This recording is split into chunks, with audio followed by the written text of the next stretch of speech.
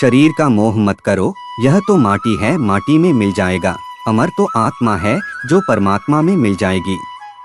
लोग अपने शरीर को सुंदर बनाने में लगे रहते हैं, पर आत्मा की सुंदरता शरीर की सुंदरता से कहीं ज्यादा महत्वपूर्ण है। शरीर तो नश्वर है, मिट्टी ही तो है, तो मिट्टी में ही मिल जाता है, पर आत्मा अमर है, इसलिए आत्मा की सुंदरता पर ध्यान दो। आत्मा की सुंदरता अपने को श्री कृष्ण में लीन करने में मिलती है। जो हुआ अच्छा हुआ, जो होता है अच्छे के लिए होता है। कभी कभी विपरीत परिस्थितियां हमारी वर्तमान स्थिति को अच्छा करने के लिए आती हैं। मन चंचल है, इसे और संयमित करना कठिन है, लेकिन यह अभ्यास से वश में हो जाता है। मन चंचल होता है, यह इधर उधर भागता है और किसी भी कार्य की एकाग्रता का दुश्मन है। लेकिन यदि यह व्यक्ति के वश में हो जाए तो इससे अच्छा कोई मित्र नहीं है। मन को एकाग्र करना जरूरी है, बस थोड़े से प्रयास और अभ्यास की जरूरत है। मेरे लिए न कोई घृणित है और न ही कोई प्रिय, न कोई निर्धन है और न ही कोई धनी, बस जो भक्ति भाव के साथ मुझे याद करते हैं, मैं उनका हूँ और वो मेरे। कृष्ण कोट्स श्री कृष्ण उन्हीं के हैं जो श्री कृष्ण के हैं। भगवान तो बस प्रेम भक्ति के भूखे हैं। जो भी उनकी भक्ति में लीन होता है, जो भी प्रेम से उन्हें याद करता है, वो सदैव उसका कल्याण करते हैं। मैं हमेशा तुम्हारे साथ और तुम्हारे आसपास रहता है, चाहे तुम कुछ भी कर रहे हो। जब भी आप कोई बुरा कार्य करते हो या अच्छा कार्य करते हो, आपको लगता है कि कोई देख रहा, तो यहाँ श्री श्री कृष्ण कहते हैं कि तुम जो कुछ भी कर रहे हो, मेरी दृष्टि सदैव तुम पर है। इसलिए आप यह मत समझे कि आप अकेले हैं, आपके साथ श्री कृष्ण सदैव हैं। जो कुछ हुआ अच्छे के लिए हुआ, जो हो रहा है अच्छे के लिए हो रहा है, जो होगा वह भी अच्छे के लिए ही होगा। जो कुछ हुआ अच्छे के लिए हुआ, जो हो रहा है अच्छे के लिए हो रहा है, जो होगा वह भी अच्छे के लिए ही होगा। तो सकारात्मक रहो और अपना कर्म करो। वह सब कुछ करो जो तुम्हें करना है, लेकिन लालच से नहीं, अहंकार से नहीं, वासना से नहीं, ईर्ष्या से नहीं, बल्कि प्रेम, करुणा, नम्रता और भक्ति के साथ। भगवान श्री कृष्ण इस अनमोल वचन के माध्यम से कार्य करने की नियत का उल्लेख करते हैं।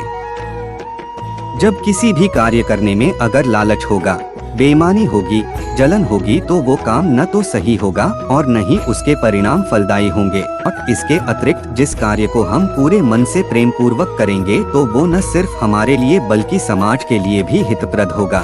नरक के 3 द्वार हैं, काम, क्रोध और लोभ। जो व्यक्ति कामी प्रवृत्ति का होता हो, जिसके मन में लोभ होता है और जो अत्यधिक क्रोधी स्वभाव का होता है, उसके लिए नरक के द्वार सदैव खुले होते हैं।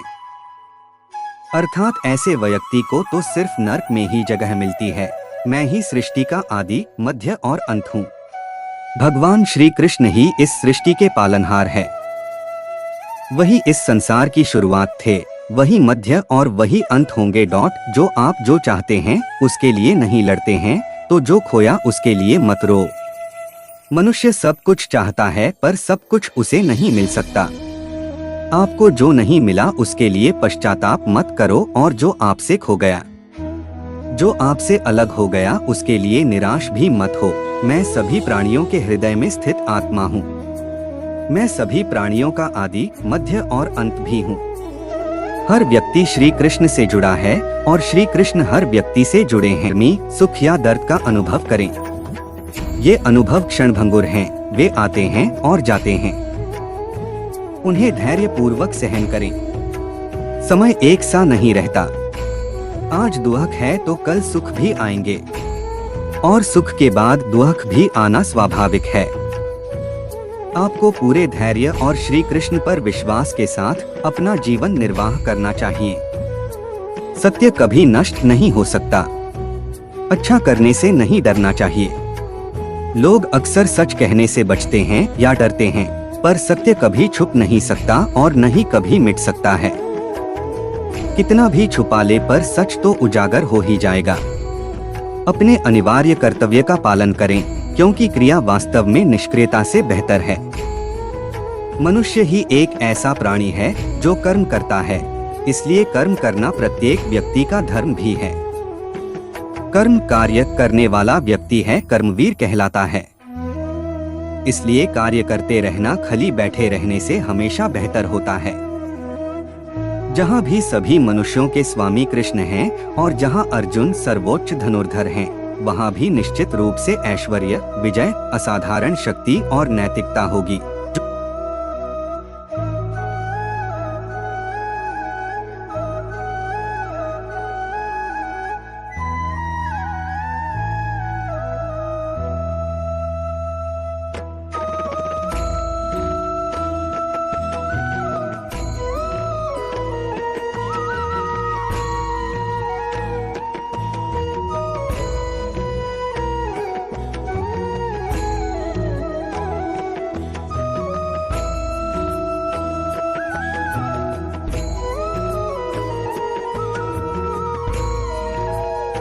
निर्माता नहीं है, व्यक्ति खुद ही अपना भाग्य लिखता है।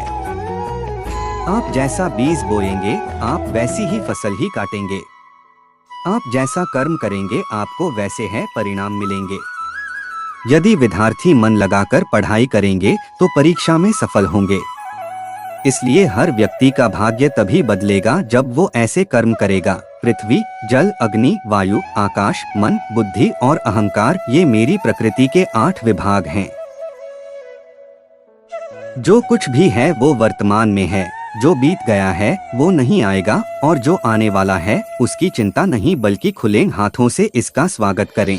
भ्रम और संदेह से परे, जब आप भगवान से प्यार करते हैं तो आप हर चीज से प्यार करते हैं। मन उन लोगों के लिए दुश्मन की तरह काम करता है जो इसे नियंत्रित नहीं करते हैं, और जिसने अपने मन को जीत लिया है उसके लिए मन सबसे अच्छा मित्र है। क्रोध में इंसान भ्रमित हो जाता है और भ्रम से बुद्धि व्यग्र हो जाती है और अपने गलत फैसले के चलते उसका पतन शुरू। क्या खो गया?